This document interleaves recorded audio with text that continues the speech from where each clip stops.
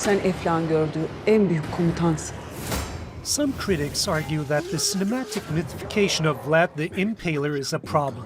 They claim it dwarfs his atrocities in the 1400s.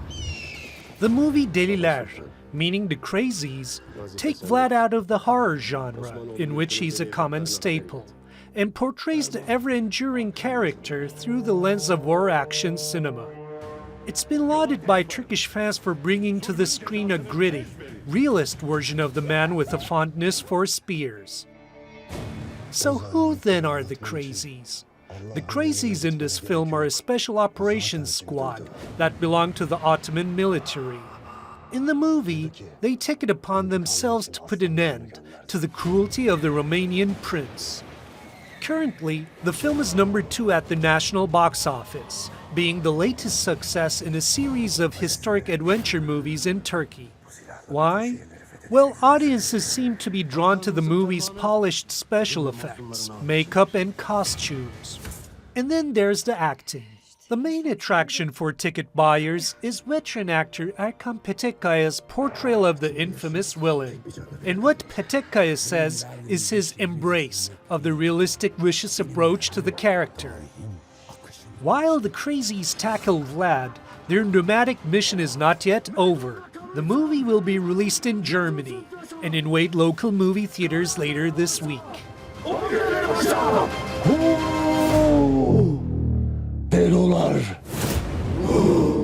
Well, let's talk to Assistant Professor of Media Communications at Ibn Haldun University, Taner Doğan, who also teaches political communications and film analysis. Thank you so much for being with us on Showcase today, Taner.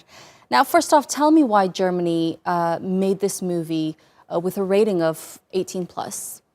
So the movie Deliler, which is Madman in English, is a cavalry unit of the Ottoman Empire in the late 15th century. So it's basically representing the struggle between Mehmet II and Vlad III. Okay. So this movie is basically representing how Deliler, madmen, are using guerrilla tactics in order to defeat Vlad's army. So German authorities, specifically FSK, which is the self-regulatory body of the movie industry in Germany, decided to classify the film as 18 plus. So the reason behind is Turkish nationalism. So if we consider the main aim of FSK, we see that they are in charge of considering every single film and play which will be shown in the cinema and consider if this is based on the regulatories for youth and children. Now, let me ask you this. If this were to be a Hollywood production, and we've seen Hollywood productions like Troy and 300 before, that has, the same amount of violence and other motives, if it were to be a Hollywood production like the ones I've listed, do you think that they would treat it the same way? I mean, I can mention two epic historical films, epic historical Hollywood productions. The first one is Gladiator, which was produced in 2000. And the second one is The Schindler's List, which was produced in 1993. So I can actually remember during that time when I was studying in high school, our history class teacher organized a trip to a cinema in order to watch The Schindler's List, because it was quite important in order to understand Germany's near history, specifically after the Second World War, and unfortunately all the incidents happened to the Jews during that time. So if we consider these films, we see that there is definitely a double standard. Well, definitely, in that sense, if you put it that way. So I'm assuming you would consider this a form of violating freedom of expression, in a sense. Certainly, we can talk about freedom of expression here. I think we need to underline that cinema is about images. Cinema is about representation. Cinema is about historical incidents. Cinema is about political ideas or ideologies. So in this regard, it's definitely a violation of freedom of expression. But on the other hand, I think cinema is the way how directors can deliver their message. So I think in this regard, it's important to underline that directors, producers should be able to deliver the message as they wish. Mm-hmm. And it's not just cinema, I'm assuming, that is treated in this sense. You know, you lived in Germany and you're a Turk as well. You can really feel that division among the country between the Turks and the Germans, don't you?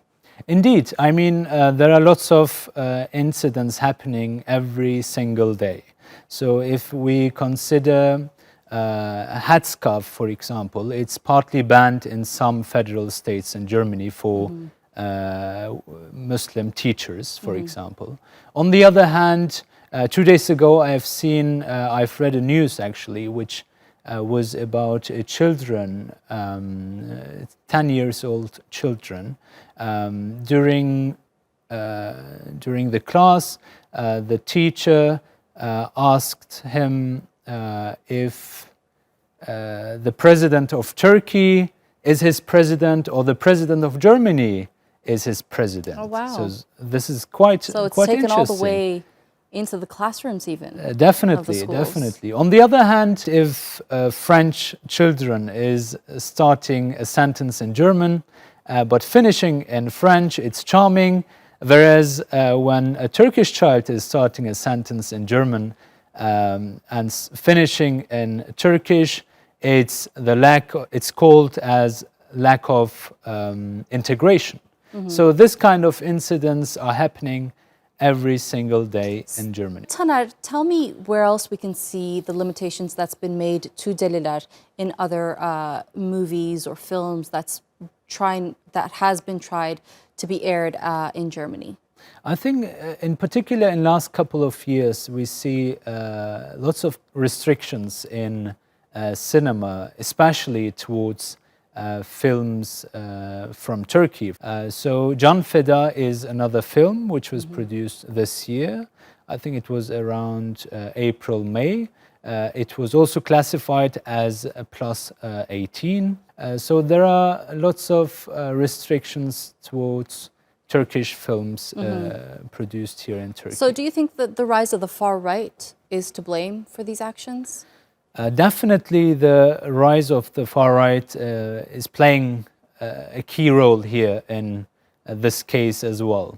Last week, The Guardian published an interesting analysis which says that 1 in 4 Europeans vote for far right and populist parties. On the other hand, I think we need to bear in mind 3 important points.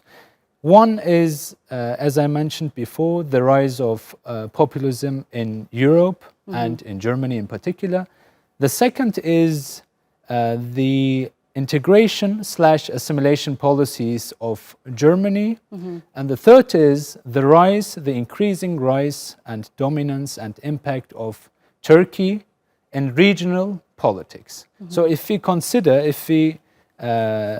study these 3 facts carefully, we will understand why this kind of films, this kind of harmless films, I need to say, are partly banned in Germany. And they have these restrictions as well. Well, Taner Doğan, thank you so much for joining us on Showcase and sharing your expertise with us. Thank you for having me on.